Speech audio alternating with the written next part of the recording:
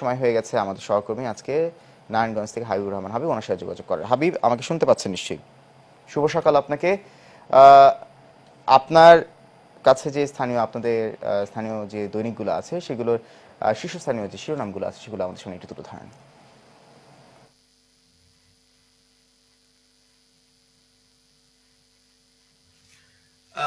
শুভ সকাল মুখর আপনাকে। আমি নারায়ণগঞ্জের বহুল প্রচলিত কিছু পত্রিকা নিয়ে আপনাকে জানাচ্ছি। তো প্রথমেই আমার হাতে আছে দৈনিক যুগের চিন্তা।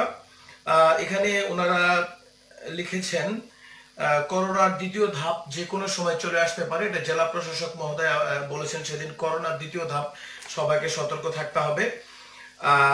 বঙ্গবন্ধুর স্বপ্ন বাস্তবায়নে কাজ করে যাচ্ছেন প্রধানমন্ত্রী, এটা জেলা আওয়ামী লীগের সভাপতি আব্দুল হাই বলেছেন। আরেকটা সংবাদ তারা করেছেন, ঘুম ভেঙেছে কুম্ভকর্ণের। এটা হচ্ছে রেলওয়েকে মিন করে তারা লিখেছেন, কারণ এক সপ্তাহের মধ্যে দুবার রেল লাইনের বগি লাইনচ্যুত হওয়াতেই অনেক বড় দুর্ঘটনা ঘটতে পারত। এটা নিয়ে তারা দৈনিক যুগের চিত্রের আরেকটি প্রতিবেদন প্রকাশ করেছেন।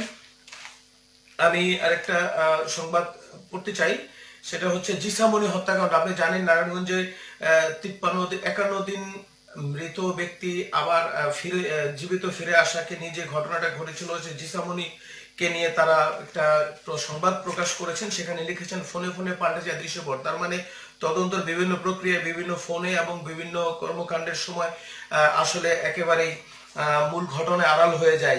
যে যেন ভারতীয় টিভি সিরিয়ালের কপি, মানে ভারতীয় টিভি সিরিয়ালে আমরা যা দেখি সেটা একেবারে বাস্তবায়ন সঠিকভাবে হয়েছে জিসামণি হত্যাকাণ্ডের মধ্যে। আরেকটি সংবাদপত্র আমি আপনাকে পড়তে চাই, দৈনিক খবরের পাতা। তারা প্রধান শিরোনাম করেছেন বঙ্গবন্ধু কন্যা প্রধানমন্ত্রীর শেখ হাসিনার জন্মদিন, নেতাকর্মীদের নিয়ে কেক কাটলেন মেয়র আইভি। আরেকটা গুরুত্বপূর্ণ সংবাদ তারা লিড করেছেন, সেটা হচ্ছে নদী মরছে দূষণে। আপনি জানেন যে আসলে নারায়ণগঞ্জ এবং ঢাকার আশেপাশে যে নদীগুলো আছে এগুলো দূষণের মাত্রা এমন পর্যায়ে চলে গেছে যে নদীগুলো এখন মৃতপ্রায়। জেলা প্রশাসক আরেকটি সংবাদ তারা করেছেন, জেলা প্রশাসক বলেছেন করোনার দ্বিতীয় ধাপ যে কোনো সময় নারায়ণগঞ্জে আসতে পারে, সবাইকে একত্রিত হয়ে কাজ করতে হবে। অ্যাডভোকেট আনিসুর রহমানকে নিয়ে আরেকটা সংবাদ তারা প্রকাশ করেছেন, বঙ্গবন্ধু খুনিরা রং পাল্টায়, তারা আওয়ামী লীগ দখল করে নিতে চায়। তো এবং আরেকটি সংবাদ আছে, শিক্ষা প্রতিষ্ঠানে ছুটি বাড়ানো নিয়ে দোটানায় মন্ত্রণালয়। আরেকটা গুরুত্বপূর্ণ মুখর সংবাদ আমি আপনাকে দিতে চাই, নারায়ণগঞ্জের আলো একটা প্রধান শিরোনাম করেছে, সিদ্দিরগঞ্জে সন্তানের সামনে মাকে গণধর্ষণ। আসলে এই ধরনের সংবাদ পড়তেও আমরা খুব বিব্রত বোধ করি, যেখানে মা এত সম্মানিত একটা বিষয়, সেখানে মা সন্তানের সামনে মাকে গণধর্ষণ করবে। সেই গণধর্ষণকারীরা আসলে তারা এখনো পর্যন্ত কি অবস্থায় আছে এটা আমরা মানে এই ধরনের ঘটনা খুবই দুঃখজনক, কারণ আমরা এইরকম গণধর্ষণের ঘটনা কিন্তু দেশের বিভিন্ন জায়গায় আমরা প্রায় শুনে থাকি। প্রধানমন্ত্রীর দীর্ঘায়ু কামনা করছে চেম্বার অফ কমার্স, সেখানে সেলিম ওসমান ছিলেন। গতকালকে কেক কেটে অনারম্বর অনুষ্ঠানের মতো খুব সুন্দরভাবে জন্মদিনের অনুষ্ঠান পালন করা হয়। ফতুল্লায় মুক্তিযুদ্ধের জমি দখলের অভিযোগ। আরেকটা সংবাদ, গুরুত্বপূর্ণ সংবাদ, আমি যেটা হচ্ছে 15 মিনিটের রাস্তা পার হতে 1 ঘন্টা। মুখর নারায়ণগঞ্জের একটা বিষয় আমি আপনাকে বলতে চাই, নারায়ণগঞ্জে বাংলাদেশের কোথাও টু স্ট্রোক গাড়ি না চললেও নারায়ণগঞ্জে কিন্তু চলছে।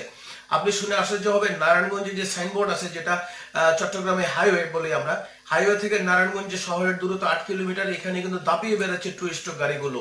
শুধু তাই না, পাশাপাশি অটো রিক্সাগুলোর দূরত্ব দেখলে মুখর আপনি আশ্চর্যই হবেন, এইরকম একটা মহানগরে কিভাবে এই গাড়িগুলো চলছে, এই অবৈধ গাড়িগুলো। তো আমরা আশা করব প্রশাসন অবশ্যই এই অবৈধ গাড়িগুলো এবং টু স্ট্রোক গাড়ি এবং অটোগুলো অবশ্যই নিয়ন্ত্রণে আনবেন, যাতে করে জনগণ তাদের যানবাহনের সহজে চলাচল করতে পারে এবং জননিরাপত্তা বিঘ্নিত না হয়। তো এই ছিল মুখর নারায়ণগঞ্জ থেকে আমার কাছে সর্বশেষ।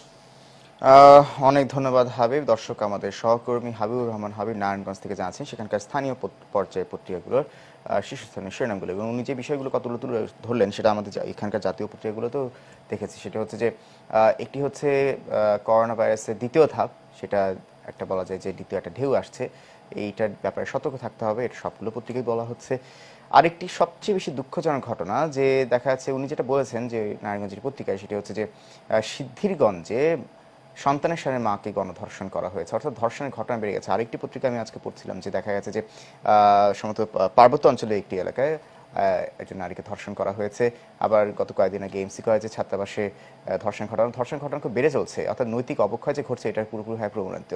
আর দ্বিতীয়ত হচ্ছে যে তৃতীয়ত আরেকটি বলছে ওনাদের স্থানীয় পর্যায়ে যেটি সমস্যা চালিত টু স্ট্রোক যে যানবাহন আছে সেগুলো যান আছে সেটি বেড়ে যাচ্ছে। ঢাকা যে চট্টগ্রাম হাইওয়ে যেটা বলা হয় সেটা সেখানে বেরিয়ে চলছে। অর্থাৎ এই বিষয়গুলো উঠে এসেছে, উনি তুলে ধরলেন, ওনাকে অনেক ধন্যবাদ। দর্শক,